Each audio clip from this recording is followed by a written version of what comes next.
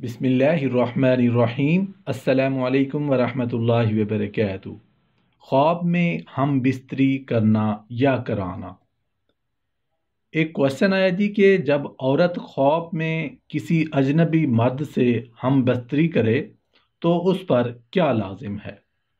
جب مرد اپنے خواب میں دیکھے کہ وہ کسی عورت سے ہم بستری کر رہا ہے یا کوئی عورت اپنے خواب میں دیکھے کہ کوئی آدمی اس سے ہم بستری کر رہا ہو تو اس مرد اور عورت پر اس میں کوئی گناہ نہیں ہے، کیونکہ وہ دونوں خواب کی حالت میں غیر مکلف ہیں، اور اس طرح کے خوابوں سے بچنا ان کے اختیار میں بھی نہیں ہے، اور اس وجہ سے بھی کہ اللہ تعالیٰ کسی شخص کو اس کی وسعت اور طاقت سے زیادہ تکلیف نہیں دیتے۔ اس لیے کہ نبی کریم صلی اللہ علیہ وآلہ وسلم نے فرمایا، 3 آدمیوں سے مواخذہ کا قلم اٹھا لیا گیا ہے۔ ایک وہ سویا ہوا شخص جب تک وہ بیدار نہ ہو، اور دوسرا مجنون جب تک اس کا جنون کا دورہ ختم نہ ہو جائے، اور تیسرا بچہ جب تک کہ وہ بالغ نہ ہو جائے۔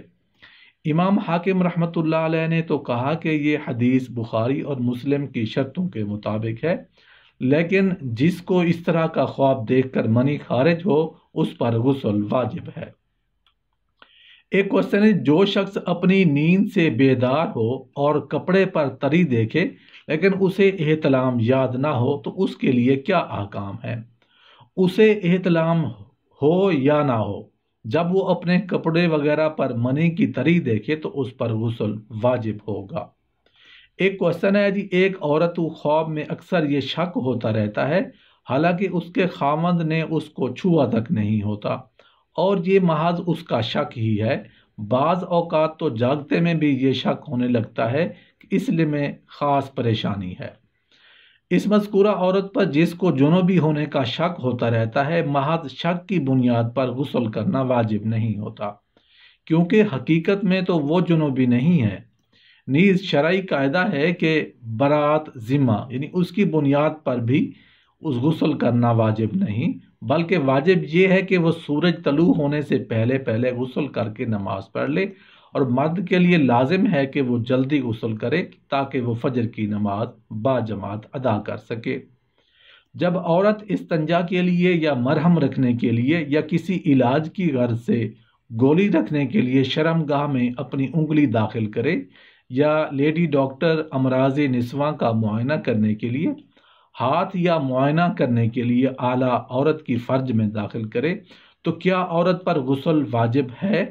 اگر یہ عمل روزہ کی حالت میں کیا جائے تو کیا اس کا روزہ ٹوٹ جائے گا اور اس پر قضا واجب ہوگی یا نہیں؟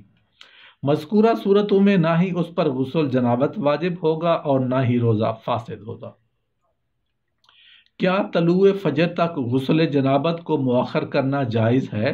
کیا عورت کے لیے طلوع فجر تک غسل حیض یا غسل نفاس مؤخر کرنا جائز ہے؟